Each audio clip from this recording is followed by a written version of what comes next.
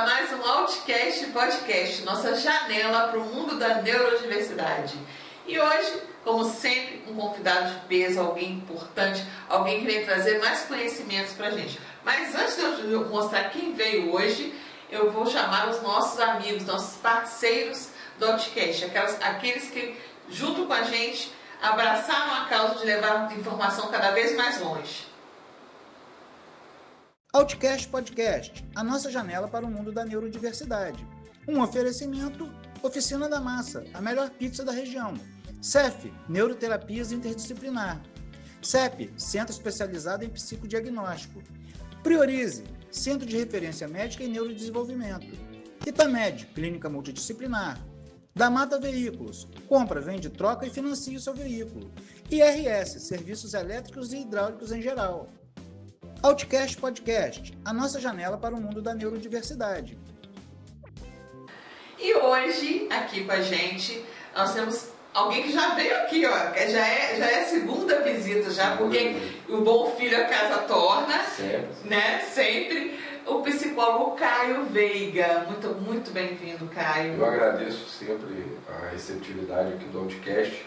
Vocês fazem um trabalho muito importante para a gente ampliar, né, os estudos sobre neurodivergência dentro do contexto que a gente vive social, né?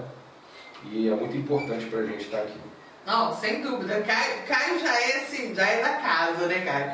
Caio, me fala, me conta um pouquinho. Agora você é Itamed, né? Da outra vez que você veio aqui, você ainda não era Itamed. Não é Itamed não. A gente vai evoluindo. Então conta um pouquinho dessa trajetória, dessa mudança, como é que foi. Na realidade, né, primeiro queria agradecer, né, a quem realmente deu a base para que a gente conseguisse evoluir nesse tempo aí, tanto a Sheila, quanto o Wallace, quanto a Gabriela, que são ali a nossa força ali na Itamed, né? A Itamed é uma clínica que ela vem para transformar vidas, ela não tem uma proposta única, ela tem uma proposta de querer trazer o melhor do indivíduo, independente de quem seja. Isso é a política da clínica, é a política dos donos e é uma coisa que a gente defende sempre. A gente vem de uma vertente, tanto da psicologia, né? Eu atuo com a terapia cognitivo-comportamental, só que, como eu vi da última vez falar um pouco desse judô terapêutico que a gente tinha na PAI, que a gente ficou 3 anos lá, na PAI de Itaperuna, e nós recebemos essa proposta, né? Eu falo nós porque por trás de mim não existe o Caio, que é o cara que inventou o judô terapêutico, né? Eu sempre vou remeter aí o mestre Vanderlei, que é um cara que nunca desistiu de mim, é um cara que sempre fez o melhor que ele pôde para mim. E quando eu comecei esse trabalho, houve também outra pessoa que foi fundamental, que foi a professora Mariana Ramos, que eu sempre vou citar ela. Mariana, nossa madrinha aqui. Aonde eu for, eu vou ter que falar o nome Mariana dela. Mariana é maravilhosa. E também falar do mestre Vanderlei, porque quando a gente começou mesmo, nós não tínhamos muita coisa, até porque no interior as pessoas acham que a gente vai fazer, o que é isso que você vai fazer? Você vai botar a criança de kimono, mas é autista, como que ele vai se desenvolver? E na verdade não era só autista, a gente queria arrumar um problema maior, a gente queria pegar autista, crianças que tinham síndrome de Down, a gente queria pegar crianças que tinham baixa mobilidade, que tinham vários transtornos e várias doenças mesmo, crianças que tinham doença.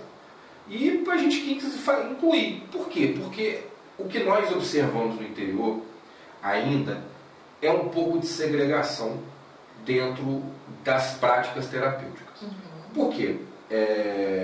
A Itamed, desde quando nós entramos com o judô, a gente veio com uma ideia de trazer uma prática terapêutica suplementar. O que é suplementar? Na verdade, quando a gente tem um filho, às vezes a gente faz um exame e a gente precisa suplementar. Não é diferente do nosso contexto. Tanto como psicólogo, quanto como professor de judô, o que nós prezamos lá é o entendimento de que nós precisamos desenvolver habilidades nessa criança, nesse indivíduo que esteja inserido ali no judô, que levem ele a conseguir lidar com a frustração, com questões que vão ser rotineiras e cotidianas. Então, eu acho que o maior benefício, se me perguntarem hoje, o maior benefício do judô é possibilitar que uma criança atípica, ou típica, mas no nosso caso que a gente está falando aqui, uma criança atípica, que ela consiga confiar para tomar uma decisão, para falar um sim, para falar um não, para ter um posicionamento. Então, se a gente consegue isso, a gente já ganha muito.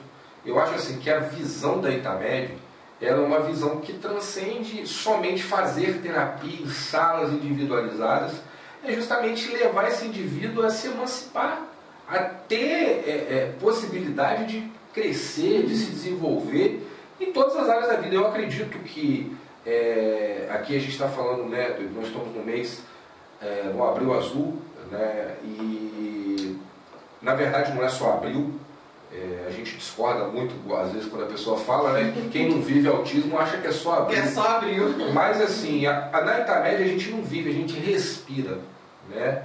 A gente tem uma estrutura que permite que a gente respire o judô, que a gente respire a terapia, que a gente respire essa filosofia. É uma clínica onde você tem acesso ao que você precisa para oferecer o melhor. Então a gente está sempre recebendo capacitação, a gente está sempre tendo estudo de caso, né? Nós temos o nosso coordenador lá também maravilhoso, Vitor, agradecer ele por tudo. É um cara assim que não mede esforços para levar a gente, conduzir a equipe. E uma equipe não é feita somente Sim. de vários profissionais. Uma equipe ela depende de pessoas para pensar para além. Então assim, essa estrutura da Itamed é maravilhosa e a gente fica muito feliz de poder levar um pouco disso para a sociedade, levar para que saibam a qualidade e também a dedicação que nós temos com os nossos pacientes. Falo nós porque a Itamed é familiar. Acaba que a gente fala assim, a gente fala nossa clínica. Nossa. Não foi que tu fala assim, a Itamed, a gente fala nossa clínica, porque acaba que a gente entra, Sim, a gente... Aí tem até um clichê que seria família. Óbvio, existe uma relação de trabalho, Claro. mas existe uma familiaridade, existe um respeito muito grande dentro do nosso ambiente de trabalho e existe assim uma qualidade em poder trocar, amigos profissionais que já estão há muitos anos, conversar, ajudar profissionais que estão começando. Então assim, eu agradeço muito a todos os meus colegas também da Itamed que contribui de forma diretamente para que a gente cresça todo dia. Não, isso é fundamental. Como que funciona lá o judô? Porque o Raul começou também a fazer. Raul. E o Raul, assim, ele tinha uma resistência. Ele tem uma resistência que foi dobrada para poder participar do judô. Porque ele ficava, não quero, até que eu fiz. E como que funciona? Conta pra gente como que é esse projeto lá dentro da clínica. Na verdade, hoje, né, até por questões de estrutura, nós priorizamos. Muita gente pergunta assim, nossa, mas eu sou de fora da Itamed, eu posso fazer judô da Itamed? Olha, nós priorizamos os nossos pacientes e a estrutura que nós temos, ela é uma estrutura onde cada paciente ele é avaliado pela equipe multidisciplinar e a partir dessa avaliação a gente vê a possibilidade desse paciente e aí a gente vai trabalhar de acordo com a demanda do paciente. Eu não vou ensinar um judô tradicional japonês, um judô que visa competição. Até porque a competição é a última coisa que eu quero. O que nós buscamos é preservar as raízes e aí vem a terapia, da onde eu fui estudar. Quando a gente começou a perceber que o próprio japonês, né, que foi o Jigoro Kano que criou o judô, ele se baseava em entender a demanda do aluno para intervir, a gente percebeu que a gente, por muitos anos, estava ensinando de forma errada. A gente queria criar o nosso padrão e que o aluno viesse ao nosso padrão. Só quando a gente volta à raiz do judô, a gente volta a conseguir encostar na nossa criança de uma forma que ela se sinta segura. Ou seja, dar segurança para que ela conquiste habilidades como autorregulação, como a capacidade de aumentar o repertório, tanto comportamental, a reação diante, por exemplo, uma criança antes que tinha uma reação de sofrer um bullying, mas não é para reagir de forma violenta, mas é para entender que ele, por ele fazer judô, ele não precisa reagir. Que aquilo ali não é algo que ele não... Aí, às vezes, algumas pessoas perguntam, mas e se a criança é violenta? Eu falo, não existe ninguém violento. Na realidade, a criança é uma forma dela se expressar. Nós trabalhamos com nível de suporte 1, 2 e 3. Às vezes uma criança que ela é não verbal, a única forma dela de se expressar vai ser uma forma agressiva. Sim. Compreender a forma como ela se expressa é o primeiro passo para a gente encaminhar essa criança para dentro do dojo. E quando a gente leva uma criança para o judô, a gente avalia o perfil dessa criança. Não é feito de forma sumária, não é feito de forma... E a primeira etapa que eu trabalho com a criança são os fundamentos. E dali a gente vai vendo a possibilidade de cada criança.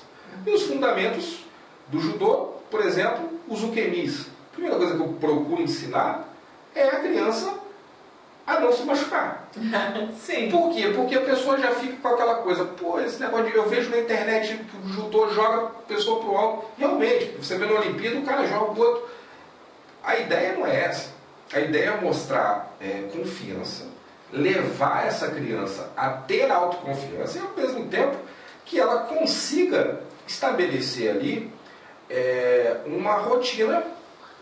E dentro dessa rotina a gente trabalha também habilidades sociais. Porque as turmas, nós temos turmas reduzidas, tem alunos que a gente trabalha de forma individual para inserir na turma, que também foi uma outra questão de uma pesquisa nossa que está saindo, vai sair agora, acredito que até o final do mês a gente já esteja com essa pesquisa e a gente vai mandar para vocês. Porque a gente começou a entender que quando a gente pega o nível de suporte 3 ou nível de suporte 2, nós precisamos fazer, às vezes, um processo de sensibilizar essa criança, um processo de redução de estímulo. Então, o dojo ele tem essa função de reduzir estímulos, porque às vezes é uma criança que está hiperestimulada. O celular, ou a questão de uma própria rotina muito agitada, ou o contexto que ela chegou na clínica, a gente vai levá-la para ele para acalmá-la. Então, no dojo nós temos ali um ambiente totalmente climatizado, que é assim, uma coisa que eu sempre bati na tecla e graças a Deus ali, eles deram a possibilidade de a gente ter toda a estrutura para conseguir fazer um bom trabalho. Então, assim, Raul foi hoje, gostou, viu na verdade o que é, porque na verdade não existe assim uma história. A gente mostra da realidade, a gente não fica contando história para ninguém. Não é uma proposta terapêutica falar de uma coisa que você não pode mostrar. Exato. Eu falo, as mães quando querem ir lá em cima assistir, elas vão. A gente está ali para mostrar a realidade. E hoje, inclusive, nós temos crianças com paralisia cerebral fazendo. Entendeu? Nós temos o Gustavo, que está sempre na mídia aí. O Gustavo ele é assim, um exemplo muito grande para todos eles, no sentido de que não existe incapacidade em nenhum ser humano. Ah, mas ele tem mobilidade reduzida. Vamos trabalhar em cima da mobilidade que ele tem. Eu converso com a terapeuta ocupacional dele, eu converso com a fono, eu converso com a fisioterapeuta, e eu vejo o que ela precisa ali numa demanda. Óbvio que, né, como eu disse no início, é suplementar.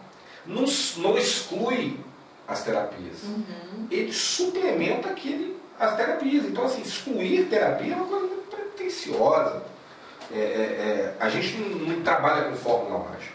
A gente trabalha com rigor científico, protocolo, né? A gente não tem uma percepção de criar nada da cabeça. Até porque, quando a gente fala de autismo, a gente precisa falar de pesquisa, de rigor, de cuidado, de seriedade. E o compromisso que nós temos representando, principalmente eu me sinto assim, uma responsabilidade muito grande estar aqui representando a Itamed, é um compromisso de mostrar um trabalho de qualidade.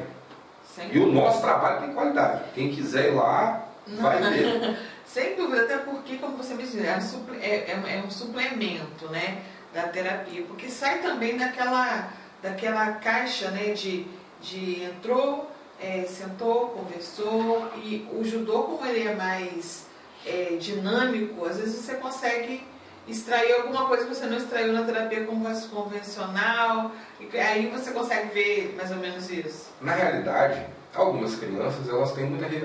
Quando elas demonstram um pouco de resistência em relação à psicoterapia, ou mesmo a outra terapia, ela consegue se expressar melhor no judô, porque ali no judô é um momento onde é ela, com ela.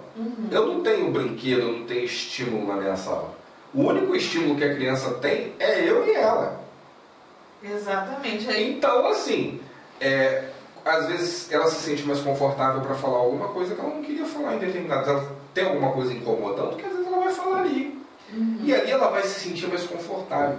Porque ali não existe o privilegiado. Ali está todo mundo dentro. É o que eu falo, o judô ele é a arte marcial mais democrática do mundo. Onde entra o médico, o presidente, o dono, todo mundo vai estar ali, mas vai ter uma hierarquia, né? E isso é muito importante, porque a gente constrói esse conceito de hierarquia com eles. Ah, mas eles são autistas. Eles entendem hierarquia e entendem muito bem. E até preferem, porque eles gostam de tudo como tem que ser. E isso já é uma outra ferramenta para que a gente consiga estabelecer dentro, às vezes dando uma rigidez, como que a gente vai... Porque eles precisam saber como... Eles precisam da previsibilidade. Precisa saber como a previsibilidade, funciona, né? Ela é o caminho das minhas aulas. Eu não dou aula sem mostrar antes para o aluno o que exercício ele vai fazer. Ah, beleza, você vai fazer hoje um Ukemi. Tá, mas se ele não compreendeu muito bem, às vezes na primeira aula, eu vou reforçar isso. Então, enquanto a gente não passar dessa etapa, a gente não vai evoluir. Então ele entende que até mesmo para trabalhar dentro dessa dinâmica, fica mais prático, fica mais palpável para a gente explicar, né? E o nosso judô ele evolui também para a parte de luta. Mas, óbvio, uma luta adaptada a um contexto onde nós somos amigos e estamos treinando. E o treinamento é para fortalecer aquilo ali, né? Então, assim, as relações, às vezes crianças que se cruzam a todo momento no corredor, mas nunca tinham sentado para brincar, conversar ou para estar ali. Às vezes, e tem dias que você não vai dar simplesmente uma aula de judô, tem dia que a gente vai partir para uma coisa mais lúdica, porque são crianças, afinal de contas.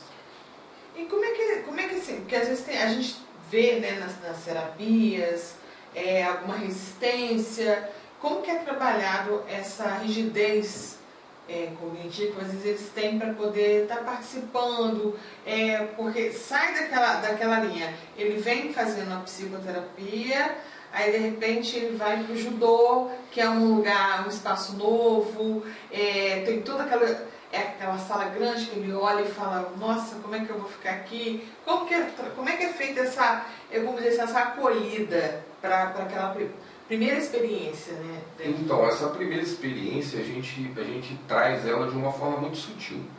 Inclusive, eu posso te mostrar o roteiro da primeira aula, como que é o que a gente faz, até porque não é algo óbvio que se você quiser praticar ter o judô, você vai precisar ir na internet se matricular.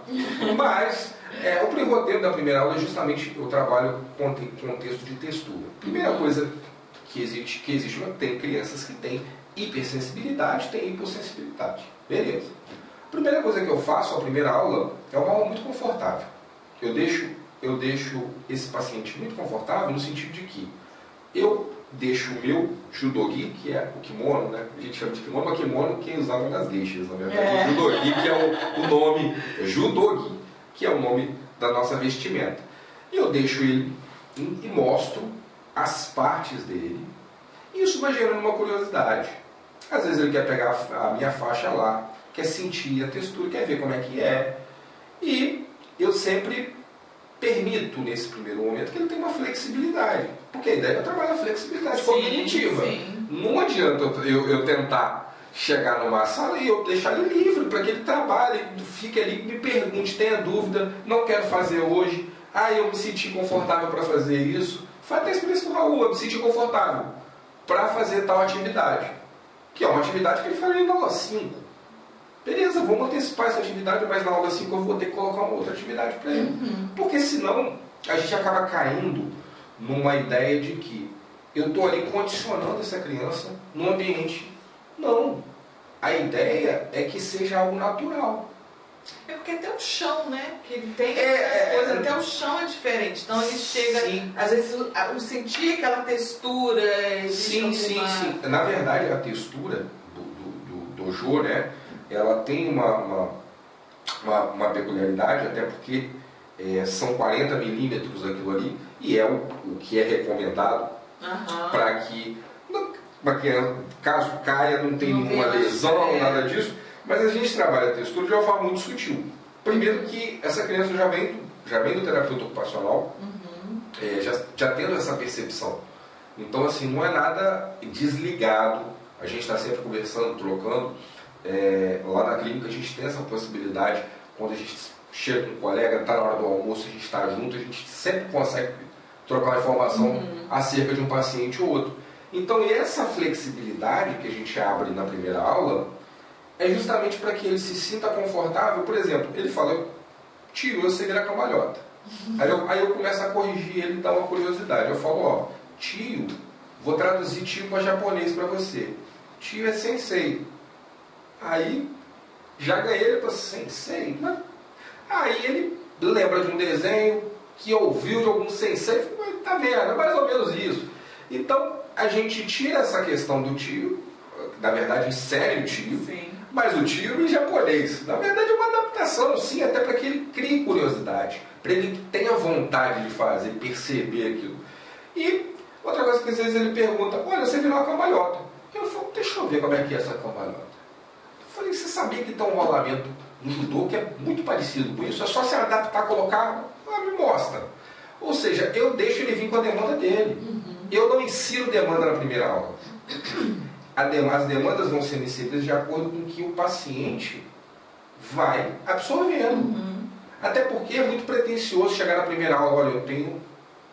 o Felipe Nilo fala isso nos cursos dele, hoje é uma autoridade em autismo e artes marciais, é o Felipe Nilo. Então, assim, é um cara que a gente está sempre bebendo muito da água dele para que a gente ofereça o melhor para os nossos pacientes. Quem se propõe hoje a trabalhar arte marcial e inclusão tem que ter a percepção de que não é algo linear, não é algo progressivo. Nós vamos precisar voltar várias vezes. Só que isso já é ensinado desde quando nós, lá atrás, professores, éramos faixa branca. Todo treino de judô que você for, daqui no Japão, vai começar com Kemi.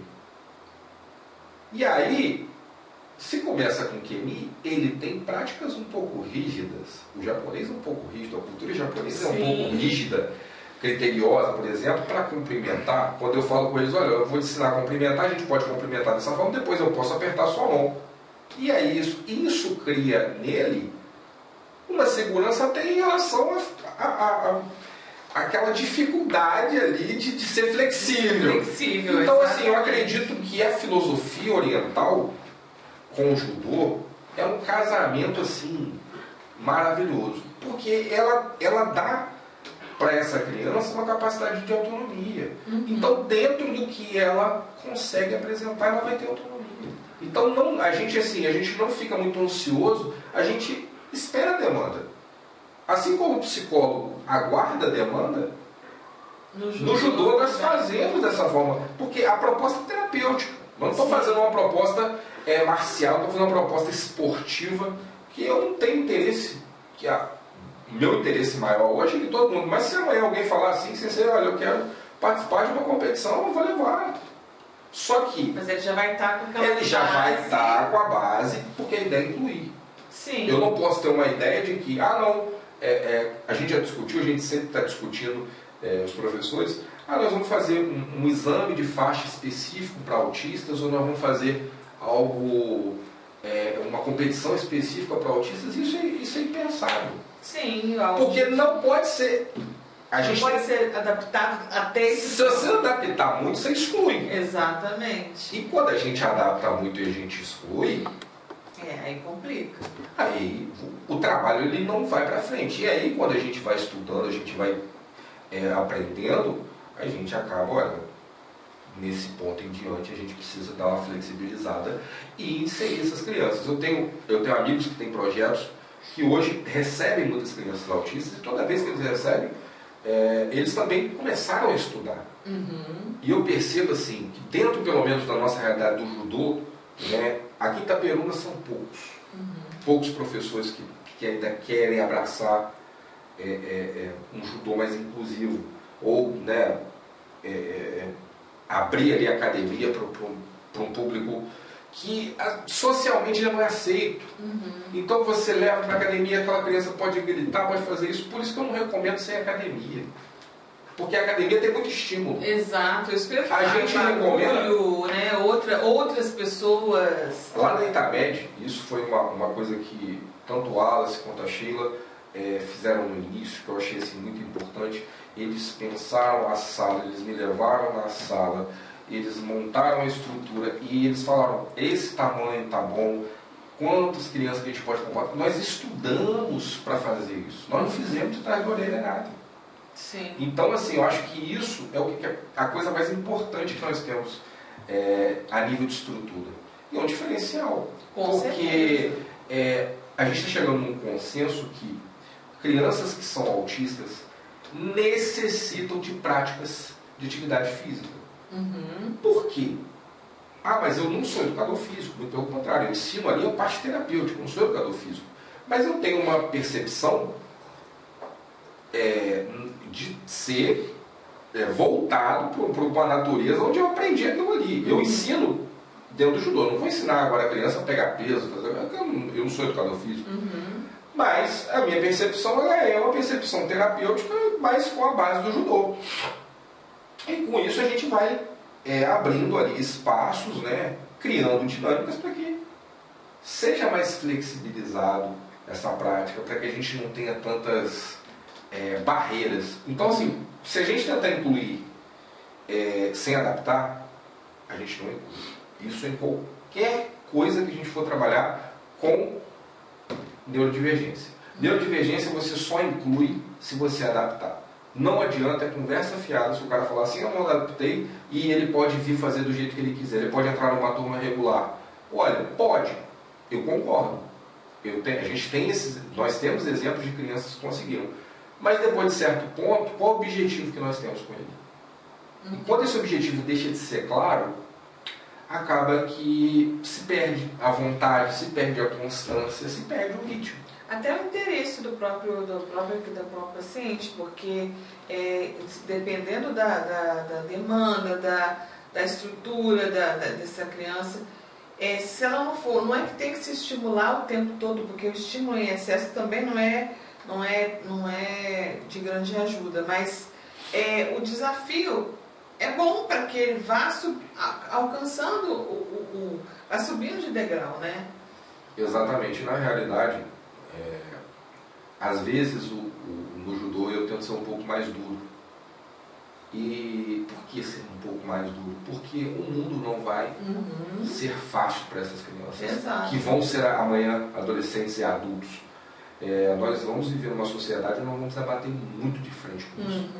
Então, assim, ou a gente adapta para incluir, ou a gente não sabe para onde isso vai, porque, assim, nós, enquanto clínica, nós temos essa percepção e nós recebemos essa demanda. Mas a sociedade precisa se abrir para os debates, precisa compreender que isso não é moda, que isso é algo... É um fenômeno social, um fenômeno que necessita de um cuidado. Por exemplo, um supermercado que queira se instalar em determinado lugar, ele tem que ter ali minimamente uma estrutura para conseguir atender uma criança atípica dentro daquele contexto. Então, assim, a gente vê que às vezes os ambientes não estão preparados. Sim. E, diferentemente de uma clínica, que a gente se prepara, isso também gera um pouco de frustração a nível profissional, quando a gente fala contexto social, né, das pessoas aceitarem a neurodivergência. Porque as pessoas falam, ah não, é abril, que coisa linda, nossa, que lindo a caminhada que vocês fizeram, é uma coisa maravilhosa, tá todo mundo ali, tá, mas e maio? Maio a gente vai estar feliz também, vai estar propiciando para uma criança que às vezes ela tá com uma balinha ali e ela quer passar na frente. É uma dificuldade de entender esse processo. Então, assim, se a gente não se abrir para essas pequenas coisas, a gente não vai ter uma sociedade mais inclusiva. Não, com certeza. A sociedade hoje, a gente tem hoje uma visibilidade, né, até a página 20 que eu falo, que é o que a gente tem feito. Tem muitas mídias, existem todo o assunto, né, autismo está em alta e as pessoas falam muito sobre. Mas a prática entre o falar sobre e o agir de acordo com o que se deve ser ainda está um pouco distante.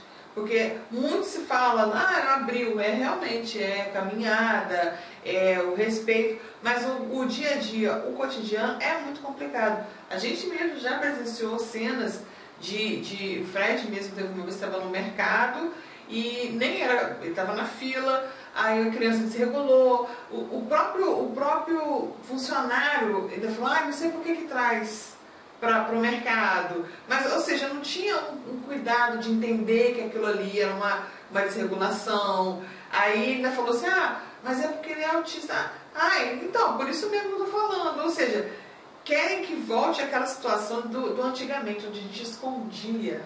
Essas pessoas eram escondidas. Ou, né, os de suporte 1 se mascaravam.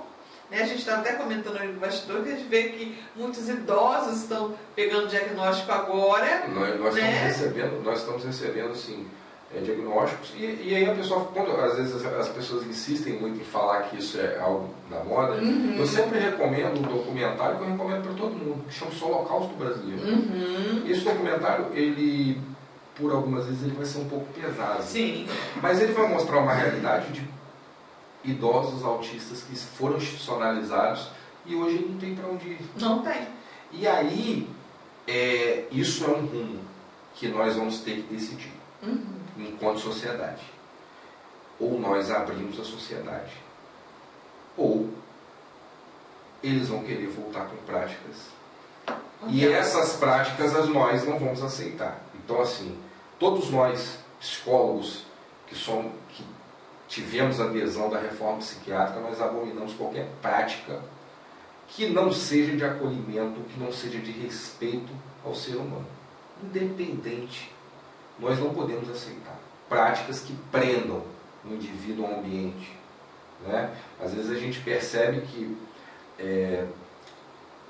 até mesmo quando a gente está vivendo a realidade da clínica, a liberdade que você dá, por exemplo, uma liberdade, às vezes os maiores lá na clínica, eles têm essa liberdade de poder chegar, bater na porta, entrar, e como isso é importante.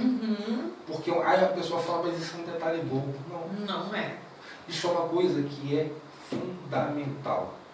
A liberdade, porque eu não sou um transtorno. Eu acho que muita gente quer, às vezes, apedrejar uma linha da ciência que abraça o transtorno, que abraça o transtorno de uma forma, só que isso não é um transtorno. Abraçar o transtorno não é um transtorno. Eu acho que as pessoas estão muito, às vezes, perdidas quando elas vão falar do transtorno do espectro. Porque se fala tanto que se chega assim a consenso e dissensos. Então, assim, é melhor que alguém produza alguma coisa e faça. A ideia do judô é justamente, a Mariana, o Vanderlei, é justamente isso. Que eles chegaram para mim e falaram, vamos fazer. Porque vai ter gente para falar mal de tudo que você vai fazer. Disso vai. Agora, de práticas que a gente tem respaldo científico, que nós continuamos pesquisando, isso aí não tem como, quem vai debater, tem ciência. Quando você faz uma coisa de trás da orelha, aí realmente eu acho que a pessoa tem que ficar preocupada. Se aventura, a gente, assim, na minha profissão tem aquela coisa assim, aventura jurídica, que é quando você escolhe uma coisa que você vai ingressar com uma ação, com uma aventura. Na psicologia, na terapia, não pode ter essa aventura, porque você está lidando ali com a mente daquela pessoa, com a vida, com a forma que ela vai se determinar naquela sociedade. E na verdade não é só uma vida, é uma vida que por trás tem uma família, Exato. que por trás tem todo um anseio, né, um contexto familiar. E a gente precisa ter essa sensibilidade. A sensibilidade de olhar e ver possibilidade. Porque assim, vendo impossibilidade, isso já, a criança, o adolescente, o adulto, ele já vem com isso. Agora, quando a gente começa a ter esses diagnósticos de forma precisa, com marcadores muito mais precisos, né? Isso é uma evolução da neurociência, junto com a psicologia, junto com a psiquiatria, junto com a neurologia. Então, assim, são áreas complementares que estão evoluindo nas métricas de avaliação, e essas métricas estão subsidiando, mas antigamente fulano era esquisito.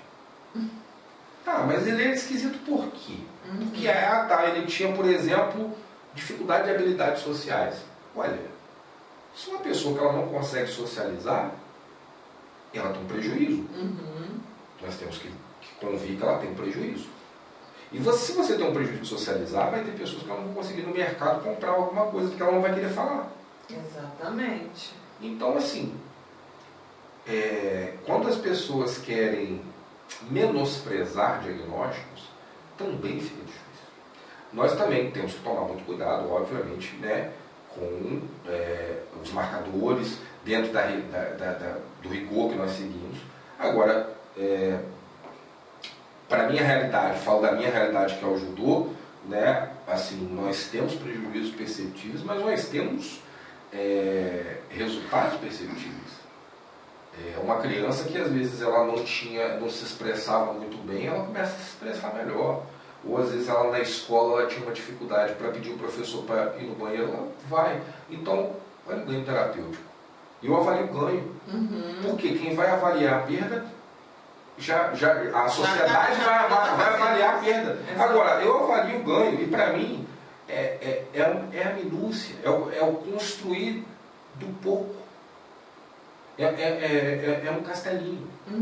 E é como se fosse um castelinho de areia mesmo, porque toda vez ele vai ser desmanchado pelas ondas.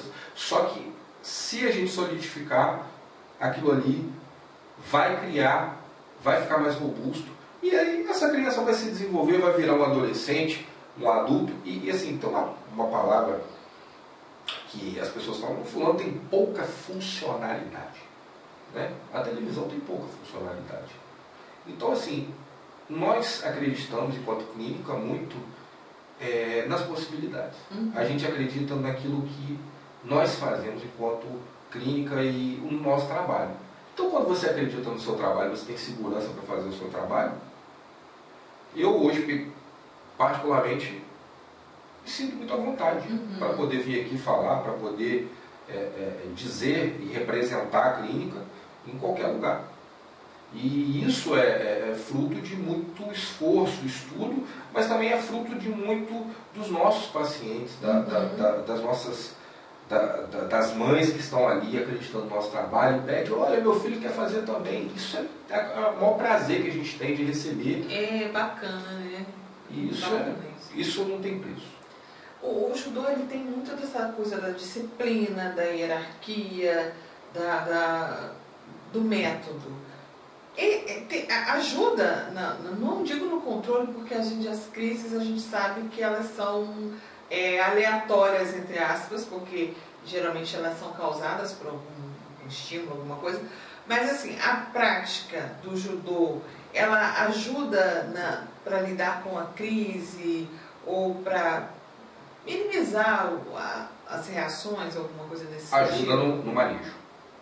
Porque na verdade, assim, você fala, mas tem uma crise,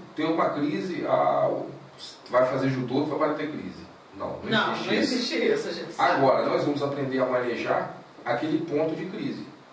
Por quê? Na verdade, hoje em dia, alguns autores, eles falam da questão da desregulação da birra. Só que, quando a gente vê isso na teoria, ela é uma coisa assim, né? Muito estruturada, categoricamente muito bem referenciada. Mas quando a gente está na prática, a birra a gente consegue identificar. E uma crise de desregulação também. No judô, o que nós procuramos fazer? Nós procuramos manejar reduzindo estímulos. Porque geralmente, ou uma crise é gerada por uma expectativa muito grande que se quebra. A ausência de previsibilidade gera muita desregulação. Se tem ausência de previsibilidade, nós vamos procurar fazer o quê? Vamos dar previsibilidade daqui para frente o que a gente vai fazer. Não adianta eu chegar e querer remendar depois aquilo. E lá lá na clínica nós fazemos isso. Então, entendeu? Esse manejo. Então, assim, é uma coisa que tem dado certo. E tem sido feito com cada criança de uma forma. Na verdade, não existe. Porque, como eu te disse, vai fazer judô, não vai ter problema de comportamento. Claro que vai. Até porque a gente espera que realmente ele vá ter uma reação ou outra.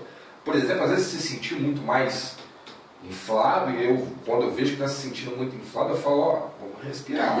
Vamos respirar, porque a gente precisa estar aqui sempre ensinando o colega, então o colega tem mais dificuldade. E é isso.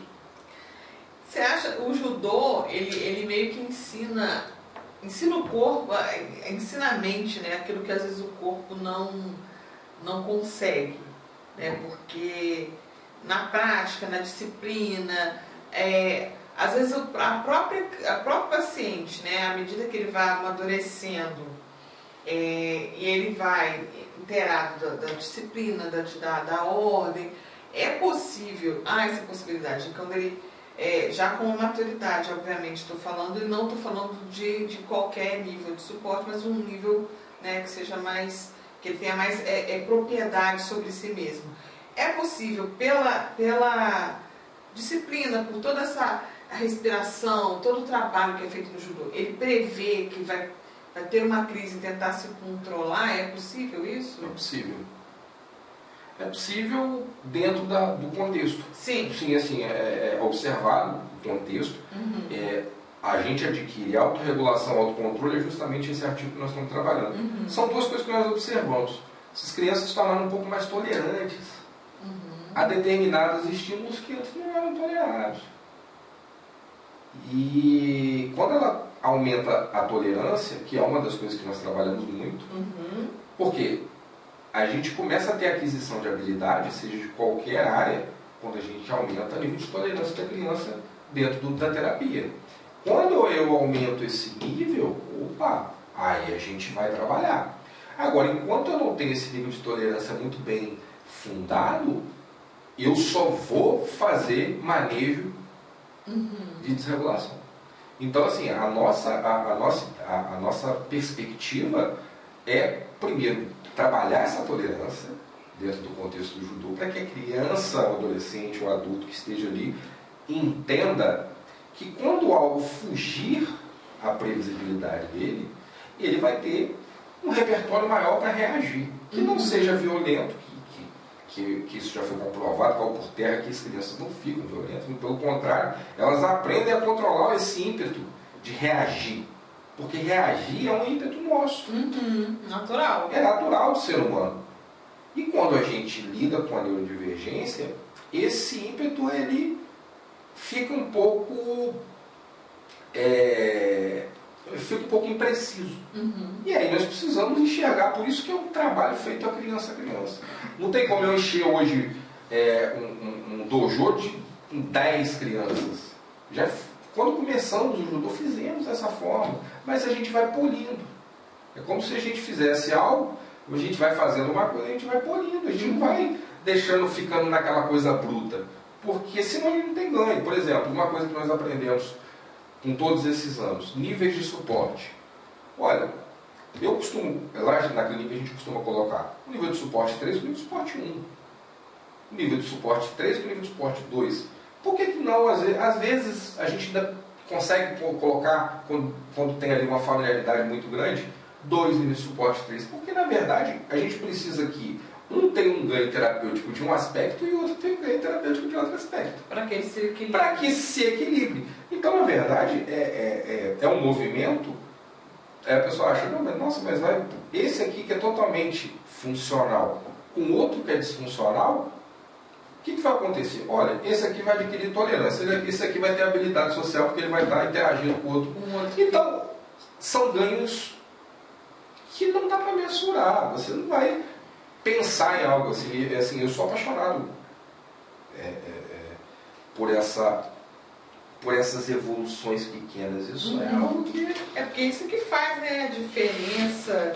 E como que, assim, como que o judô, ele tem, assim, você falou que a gente, lógico, trabalha só mais no comportamento, um suplemento da terapia. Aí qual a conexão dele com a ABA, com o TCC? Como que funciona isso? Então, com a ABA, bastante, né?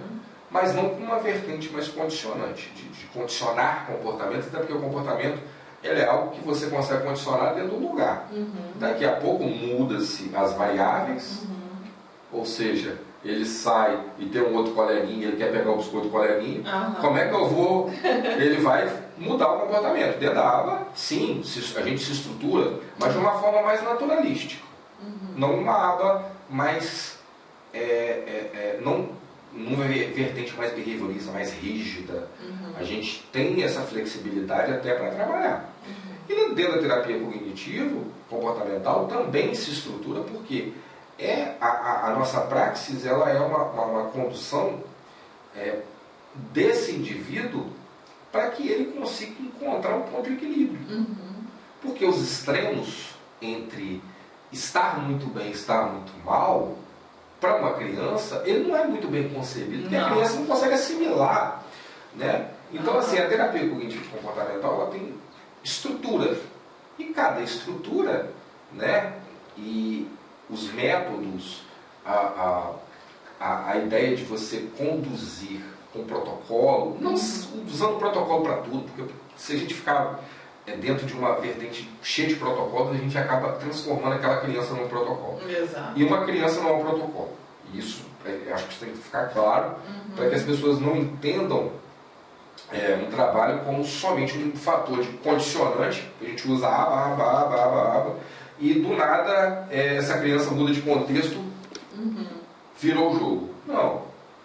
A gente utiliza um pouco de cada coisa. Mas a gente também vai utilizar o que funciona. Porque dentro dessa ciência ABA, dentro da terapia cognitivo-comportamental, dentro de todas da neurociência, nós vamos pegar aquilo que funciona para cada criança. Porque a teoria é muito importante, mas a prática é determinante. Exato. Teoria é importante, mas a prática é determinante. Isso é indiscutível dentro do nosso contexto. E o reforço positivo, dá para trabalhar lá? Quanto que é feito? Essa pergunta do reforço positivo, ele é feito, na verdade, como uma... A gente faz com as nossas crianças, na verdade, como se fosse uma troca. E aí o manejo comportamental de tolerância, ele aumenta. Por exemplo, eu passo algumas atividades, aí, eu não quero fazer hoje essa atividade. Beleza. O reforço positivo não vai vir tanto. Porque ele precisa se frustrar. E uma das coisas que a gente trabalha também é a frustração.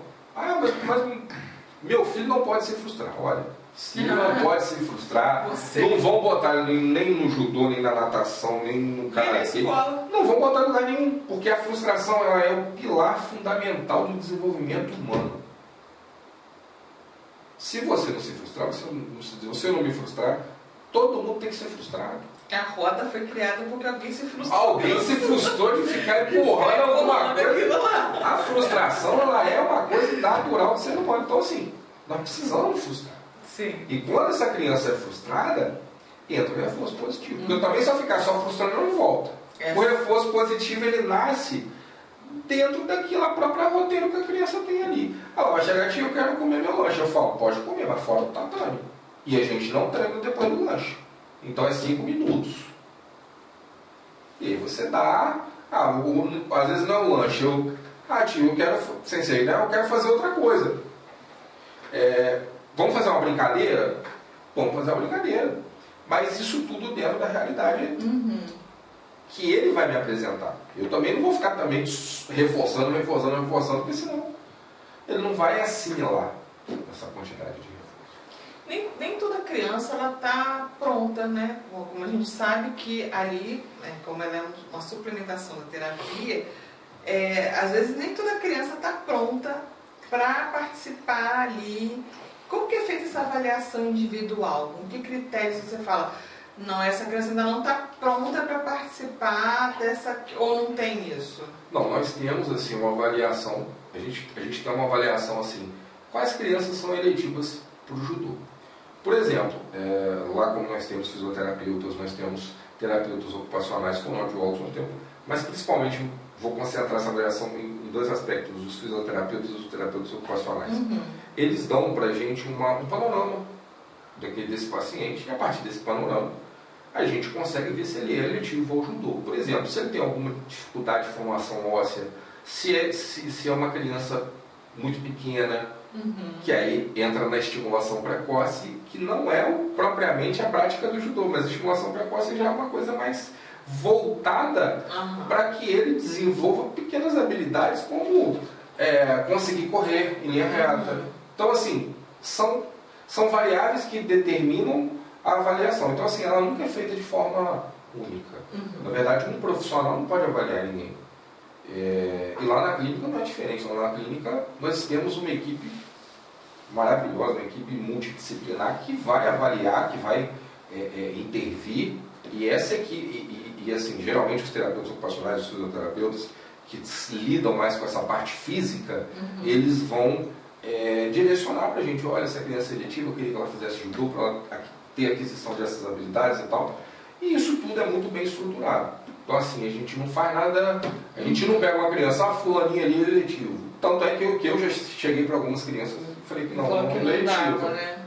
Por causa da questão de desenvolvimento motor, a questão de desenvolvimento da própria estrutura física, né? Dependendo ali, a gente precisa avaliar. É porque às vezes a família quer, porque, né? Eu quero que ele faça. Então, assim, às vezes o judô ele não é indicado, né? Existem situações em que o judô não seria indicado. Dentro do contexto, nem todas as crianças podem ser eletivas para o judô. Se a criança tem uma cardiopatia congênita, se ela tem uma doença paralela, a gente evita. Porque a gente tem que buscar o melhor para a criança. E, às vezes, o melhor, óbvio, o judô é uma excelente terapia. Mas tem criança que vai querer fazer uma hidroginástica. Você acha que eu vou falar só que o judô é bom? Se a hidroginástica também está fazendo bem para essa criança, não tem a pretensão de fazer isso. É porque não é só isso, né? Não, eu tenho meu trabalho, mas existem muitas pessoas que têm trabalhos muito bons aqui na nossa. Mas o ideal é que haja uma prática esportiva associada a toda e qualquer terapia, né? Esse é o ideal. Na verdade, assim, até para que a gente consiga flexibilizar algumas questões que a terapia só não vai trabalhar. E aí, a demanda de atividade física, ela na verdade, para a saúde. Por quê? Uma criança autista, ela tem múltiplas dificuldades. E ali pode ter comorbidades. Então, assim, a atividade física vai ajudar ali no equilíbrio dentro do contexto físico, mental. Porque as pessoas acham que crianças autistas, elas não oscilam no sentido de terem uma mudança brusca emocional. E eu falo de nível de esporte 1. Sim. E isso é algo que a atividade física vai jogar endorfina ali para essa criança, vai melhorar a absorção de serotonina, né? E até mesmo tirar um pouco dessa dopamina que é o celular e produzir uma dopamina natural, que é você fazer um treino e conquistar no final do treino. Foi muito bom. Isso é uma dopamina natural. Sim. E aí, mas olha só, ele precisa ficar ali para buscar essa dopamina natural. Não é oferecido, ofertado a ele. Ele tem que buscar. E todo mundo tem capacidade de buscar. É porque a gente vive hoje, né, a realidade das famílias atípicas é justamente a demanda das terapias, né, a escola, eu digo as crianças e agora adolescentes, porque eles estão crescendo, né? Aí a gente também tem que incluir a atividade física, e isso não seria a atividade física seria como se fosse um escape, ou ela inclui no terapêutico, para não ser aquela coisa assim, a criança está super estimulada, ela faz terapia ocupacional, ela faz fisioterapia, ela faz fono, ela faz e ainda faz atividade física, então ela ficou com a semana toda lotada, ela não tem tempo para o ócio. Exato. Mas o que acontece? Lá na clínica a gente tem justamente a atividade física que nós hoje oferecemos, ela é justamente para que tenha essa percepção de que às vezes, por exemplo, uma criança que ela chega, ela faz 2 terapias, aí ela vai para o judô, depois ela faz mais 2 terapias. Então, assim, está sempre tendo esse equilíbrio, até para que não se pese, para que não se tenha uma sobrecarga terapêutica, porque a gente sabe que sobrecarga terapêutica, ela acaba engessando. Então, assim, a busca de ter uma atividade física é justamente para que essa criança ela comece a se desenvolver dentro de contextos externos a somente ali uma questão rígida de sala terapêutica e tal. Por quê? A maior preocupação que se tem é ir lá fora. Uhum. E se ele for num ambiente diferente, como que a gente vai fazer isso? E a gente precisa, pelo menos, dar uma base, né, ali, para que essa criança consiga ter essa autonomia. Eu não percebo que a gente esteja direcionando, né, por conta de uma hiperestimulação. Não, eu percebo que faz parte do próprio roteiro terapêutico. Porque quando ela vem como terapia, mas ela é uma terapia que ela é muito flexível. Uhum. Ao mesmo tempo, como todas as nossas terapias, elas têm essa característica de ser flexível. Por exemplo, a gente conseguir montar as coisas junto com as crianças.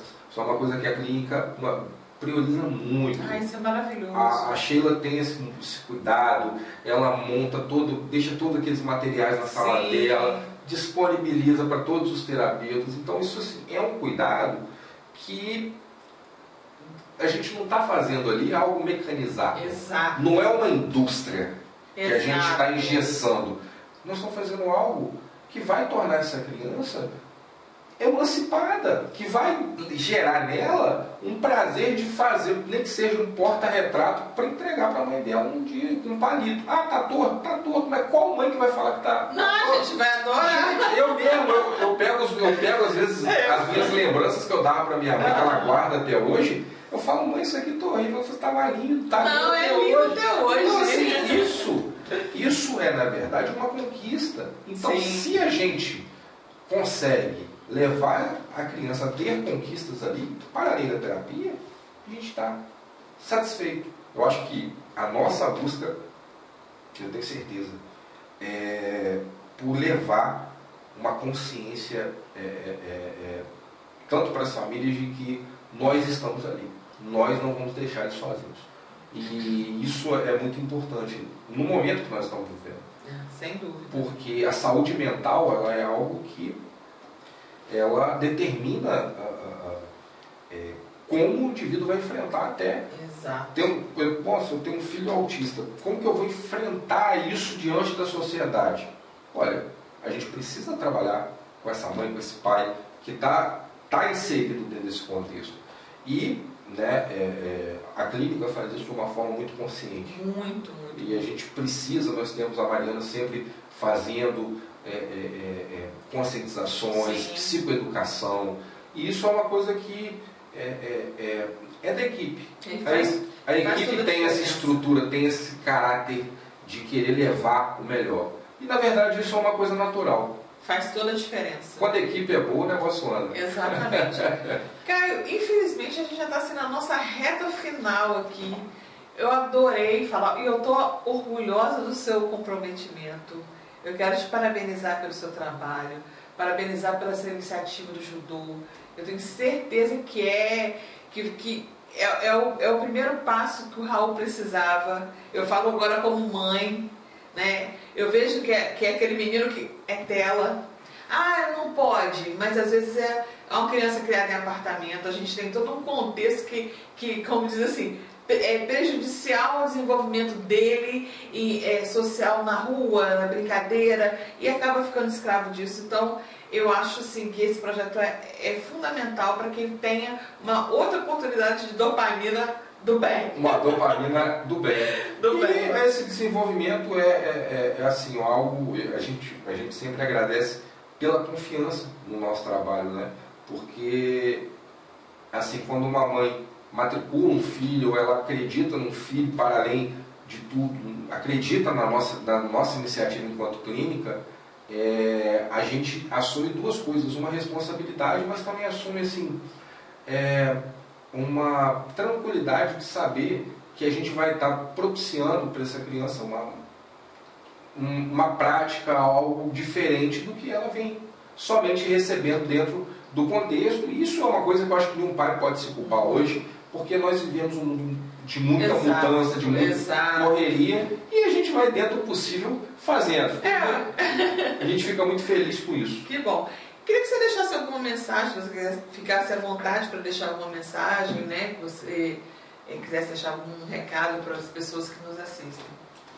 Primeiramente, agradecer a Itamed, né, por propiciar essa experiência de a gente poder levar esse judô terapêutico para as crianças e, assim, dizer para as pessoas que nos veem, que vão nos ver, que vão estar com a gente aí, que não existe limites. Então, assim, acredite, independente do que as pessoas falem, acredite no seu filho, acredite no seu sobrinho, acredite, porque ele vai conseguir dentro do que for adaptado para ele. Porque a gente não faz inclusão sem adaptação.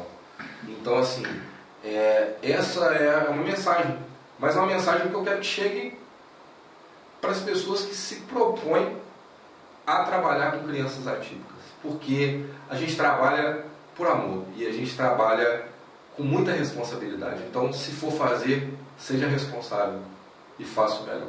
Exatamente.